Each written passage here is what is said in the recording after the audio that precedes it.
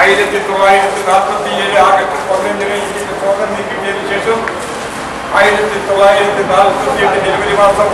30-ാം തീയതി സായം സന്ധ്യയിൽ ഡൽഹിയിലെ ബിർള മന്ദിരത്തിൽ കൂടിയ സർദാർ വല്ലഭായ് പട്ടേലുമായുള്ള കൂടിക്കാഴ്ചയ്ക്ക് ശേഷം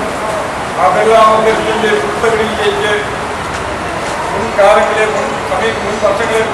മുൻ ദിനങ്ങളെ പോലെ അദ്ദേഹം സായം സഭയിൽ സമൂഹ പ്രാർത്ഥനയ്ക്ക് വേണ്ടി അടുക്കുമ്പോൾ ആ സമൂഹ പ്രാർത്ഥന ഗ്രൗണ്ടിലേക്ക് എത്തിച്ചേരുന്നതിന് മുമ്പ് തന്നെ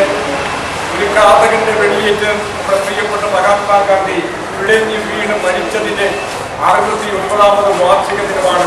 ഗാന്ധിയൻ ദർശനങ്ങളുടെ പവിത്രത സമാധാനത്തിലും സൗഹൃദത്തിലും ശ്രേണി വളർന്നു വരുന്ന ഒരു കാഴ്ചപ്പാടിലൂടെ ഈ ലോകത്തെ എല്ലാ മേഖലയിലും